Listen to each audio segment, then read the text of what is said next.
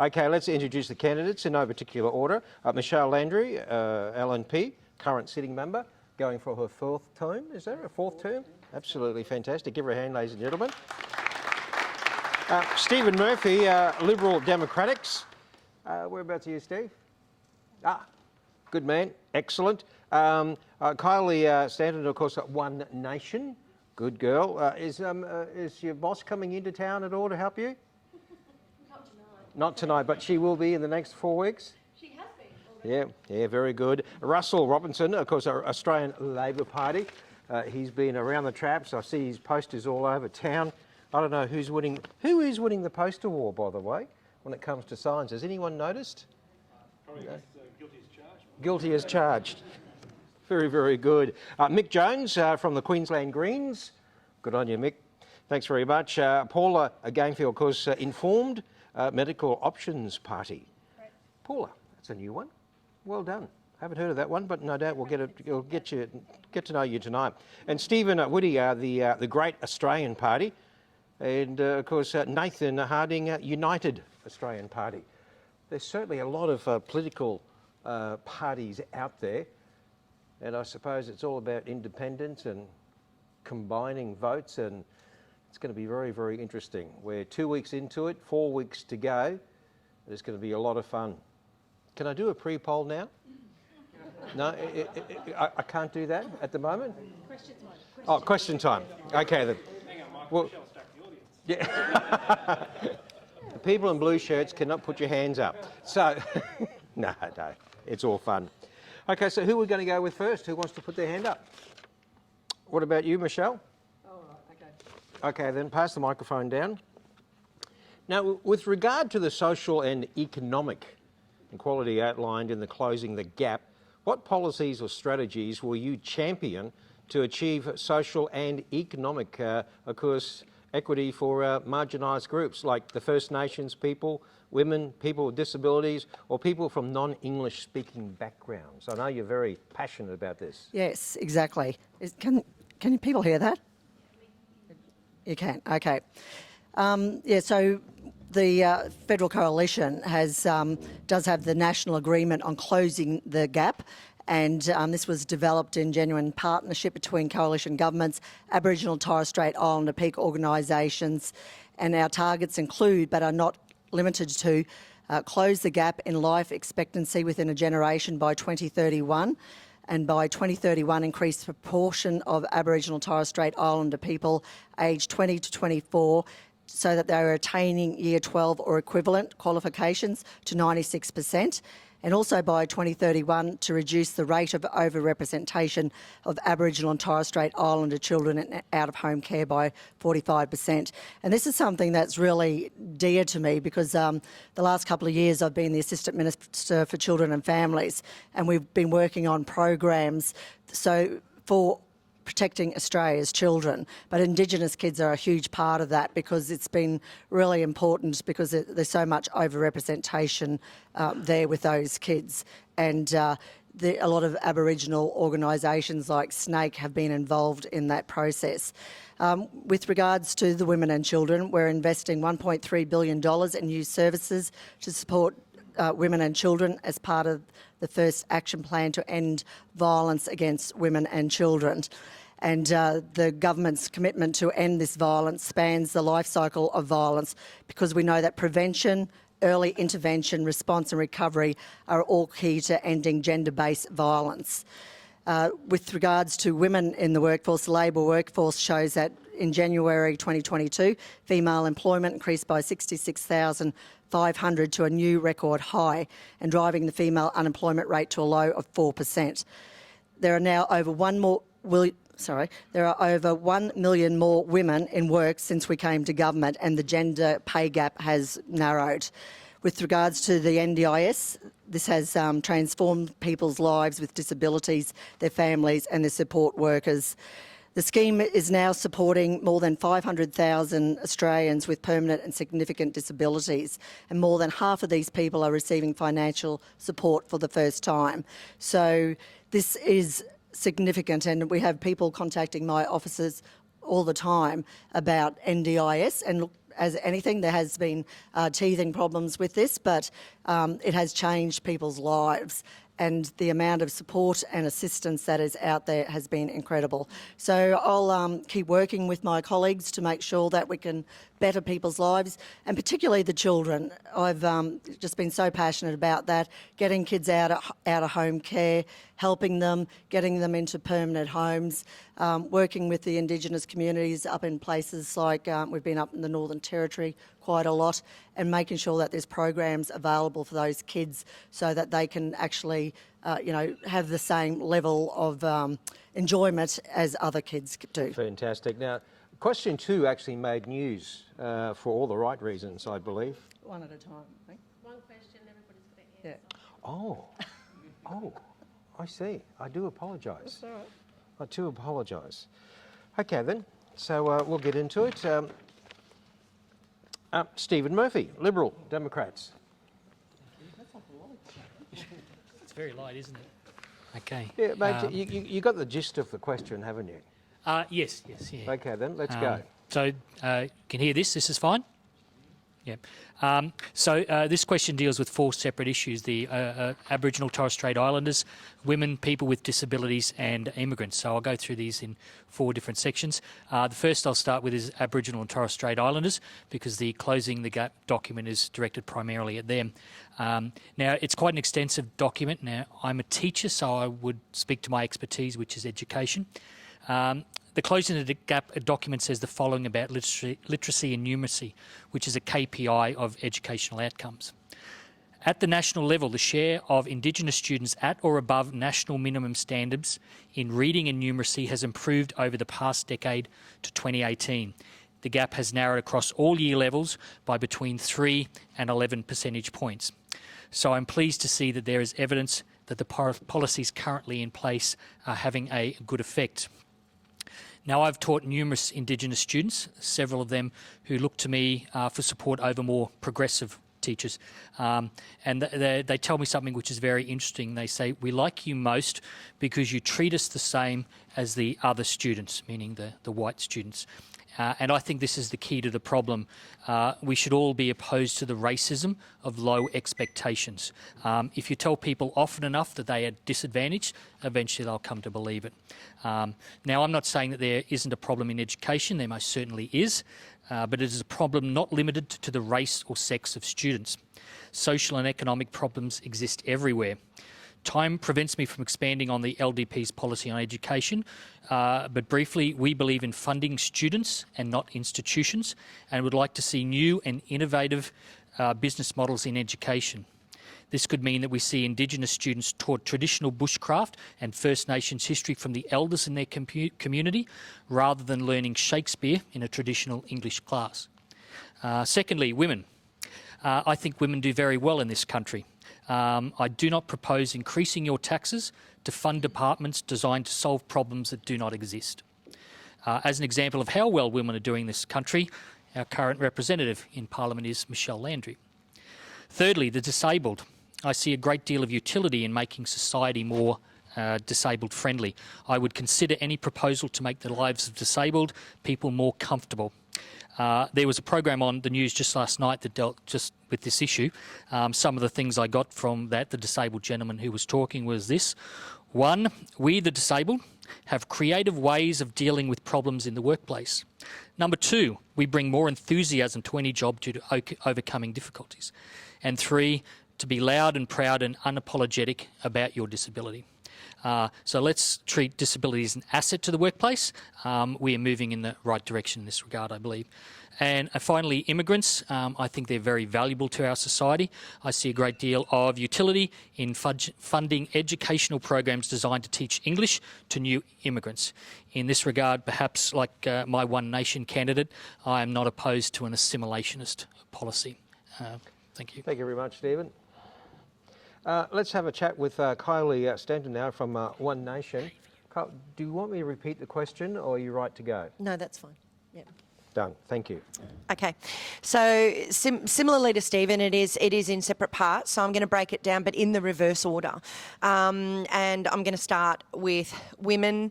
I've never, ever felt like a minority group or been discriminated against for being a woman. I don't see the need for anything to come out to help women.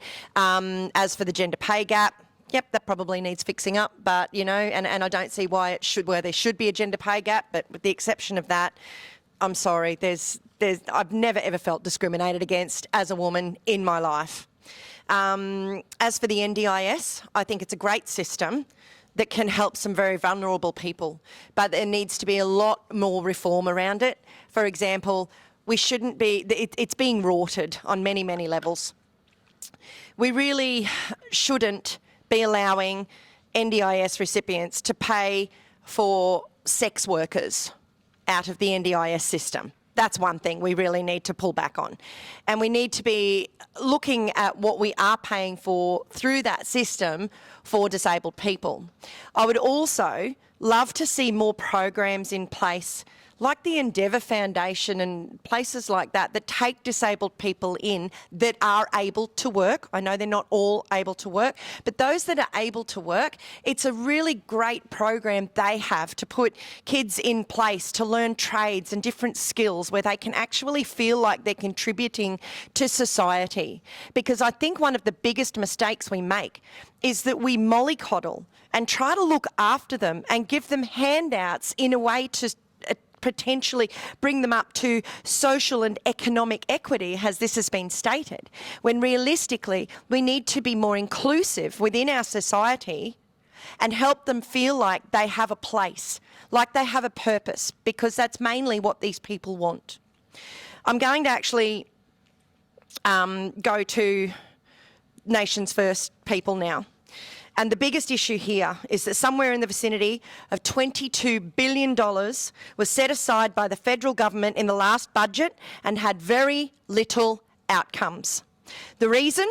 Federal government has looked to make this a cash cow for intermediate, not-for-profits and non-government organisations acting as go-betweens or contractors to the actual First Nations people. And I've lost my place. So basically, you know, what really needs to happen is that the actual First Nations organisations need to build their own capacity and have it set out in a plan enabling their own strategic identified deliverables or needs, and for them to equip to their own funding as they go along, rather than the funds being used in a parasitic way to deliver the First Nations organisations through third-party contractors. First Nations organisations need to find within their own communities relevant and qualified people to deliver for themselves. And there are many great First Nations people holding these qualifications to cut out the contractors and middle management to take control of their own futures. Another major factor is that First Nations MPs, both state and federal, need to start advocating for their people and stop just following the party lines. It is in no way representative of supporting the people's needs. Good on you, Kylie. Thank you very much. Give her a hand. Look, it's thought-provoking stuff, isn't it? I know it's the same question, but we've got the 7 candidates to go through here. And Russell Robertson, of course, from the Australian Labor Party. Good evening to you, Russell. I'm sure you got a good take on this. Thanks, Michael.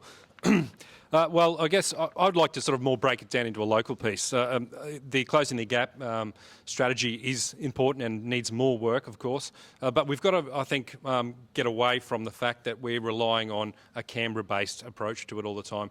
What I'd like to see strongly is some interaction, some intervention at a local level. What I think we're getting is too much Canberra-based bureaucracy. What I want to see is some real interaction by community groups. What I want to see is a face-to-face outcome. So, and when it becomes to closing the gap and things like the Uluru Statement, that's because we're getting this disconnect between Canberra and the local area, because we're relying too much on handouts. We're relying too much on this huge statement and a lot of money. What we need to do is making sure that people feel part of the community, and I think that's part of our First Nations people, is somehow they're being carved away or seen as a separate part of the community when we are all actually one part of the community. And that's how we should really make sure we focus on moving forward as a community, as one, not as each individual specific group relying on Canberra to fund what we want to do. When it comes particularly to women in the workplace and women in our community in general. The Labor Party has made sure and is constantly pushing for things like domestic violence leave. Now, that's something that I hold near and dear to my heart, simply because I've had friends who've been involved in that. That's something that, for some reason, the current federal government is reluctant to be involved in. I'm working for a massive multinational company. They've made sure they've prioritised women first, and I've seen that in my own workplace, to the point where I was in a workplace that was 100% men. Now, I've been on some of the panels that have done the hiring, and what we're seeing is some diversification in that workplace, and that's been great. It also means that we're starting to fill that gender pay gap. That's what we're seeing as well, is that if they're given the opportunity, and that's something that I'm also passionate about, is to make sure that we give everyone the same level of opportunity. When we talk about the NDIS, well, a Labor government, of course, brought the NDIS into place. Now, what we've seen is a bit of lack of attention from the current federal government around the NDIS, and that's why we're seeing the things that Kylie's speaking about with the waste. Just recently, of course, Bill Shorten announced the importance of reviewing the current processes on the NDIS, and I'm dealing with people on a day-to-day basis, someone who's getting charged $17,000 for a wheelchair. So we've realised that some of the pirates have moved into the schemes and they're looking to capitalise on it. So that's why we've announced the importance of a review and making sure that we can try and thin out and get a better value, particularly for the NDIS. It's so important. What I'm seeing, particularly in my campaign, is people who are using the NDIS and also volunteering. So they are functional, great people and part of this, the modern community. And they've been activated simply because of the NDIS, a great Labor policy. And I look to make sure that I can extend that and make sure it's viable forward and into the future. Thanks very much, Russell. Thank you very much. Okay, now, of course, Queensland Greens and Mick Jones. Mick, microphone's coming down. Love to hear your thoughts. Folks, we're going to have to be a bit upfront about this. We're not going to close the gap anytime soon unless we reinvest in our essential services. It's all well and good to talk about how people are part of our community and together, but if you're living $40 under the poverty line, or you're in the demographic that is most likely to become homeless, which, by the way, is women in their 50s, then those words amount to very little. We need to rebuild our essential infrastructure. The cost of living is getting higher and higher, crushing people who are already barely making ends meet. New Start is well below the poverty line. The NDS is underfunded and plagued with serious issues, which are structural issues that have been present since Labor initiated it. When you have a system that is partly privatised, you end up with people taking profit out of it. That's got to be part of any review. We have to review that profit motive. First Nations people are treated very poorly by both our state and federal government.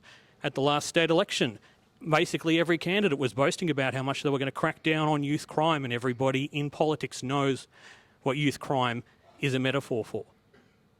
Okay? We're talking about putting thousands of extra cops on the street to chase around 10-year-old kids. In Queensland, we incarcerate 10 and 11 and 12-year-old children.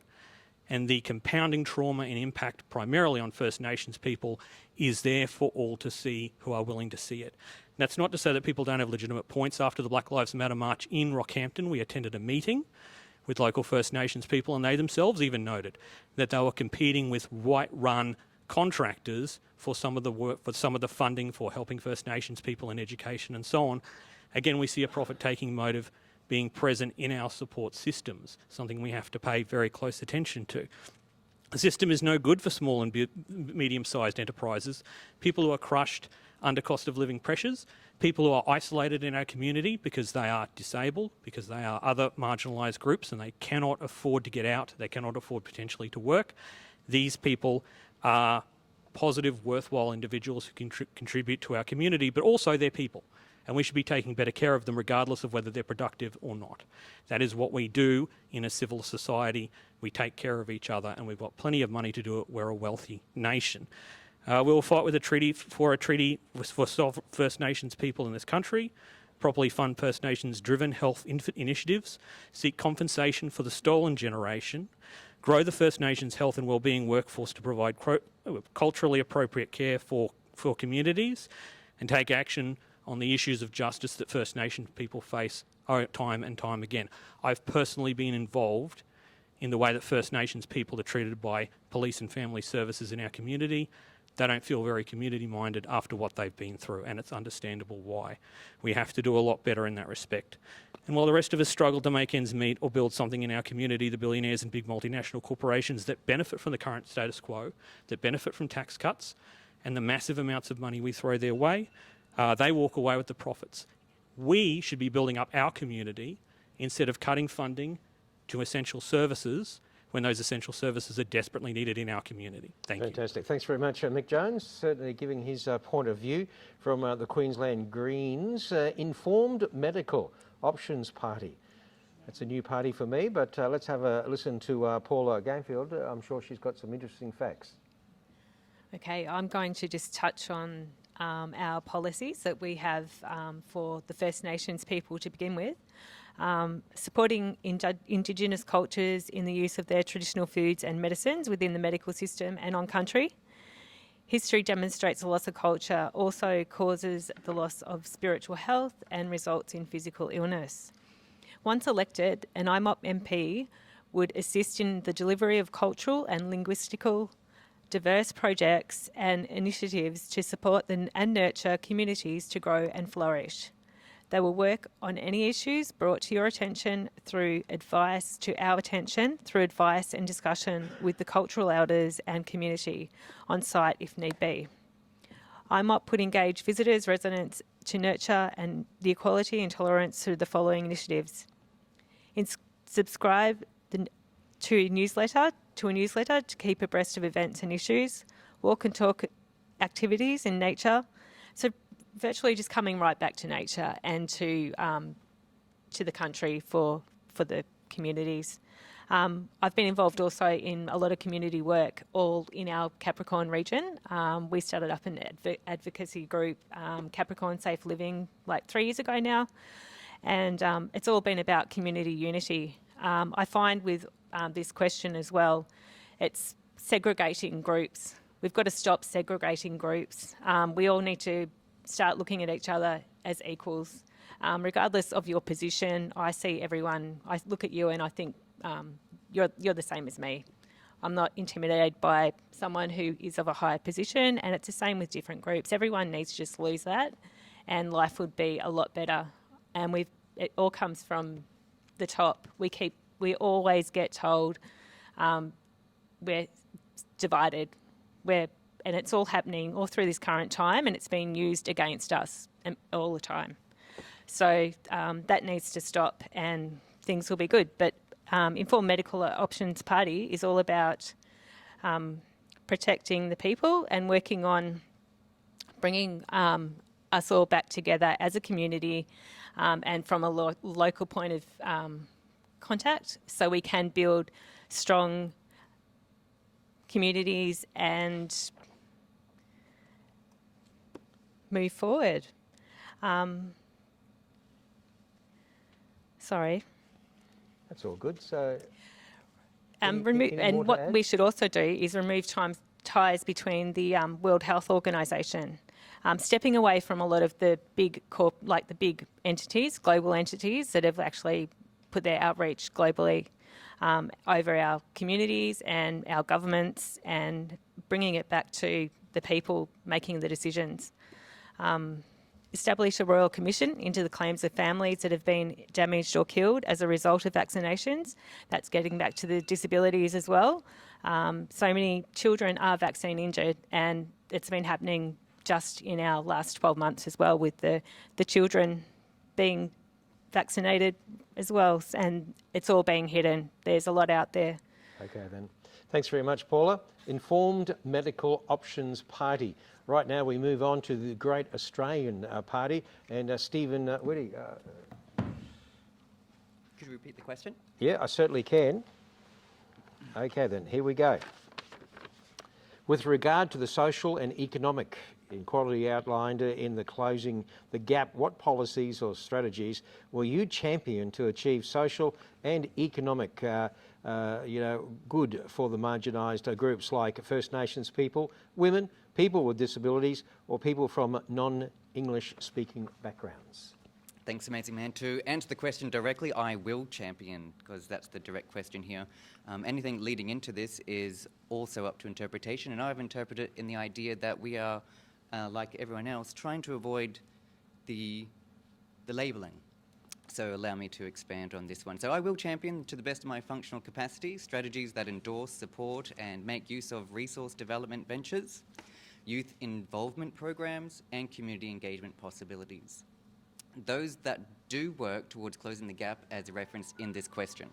So, on economic equity, with the demise of Australian manufacturing industries due to an advent in international privatisation and subsequently a significant lowering in the presence of local industry in Capricornia, an accentuated scenario of serious unemployment problems across multiple sectors, including those that are in reference to this question, but in direct topical, the multiple demographics incurring low employment opportunities is more to the point.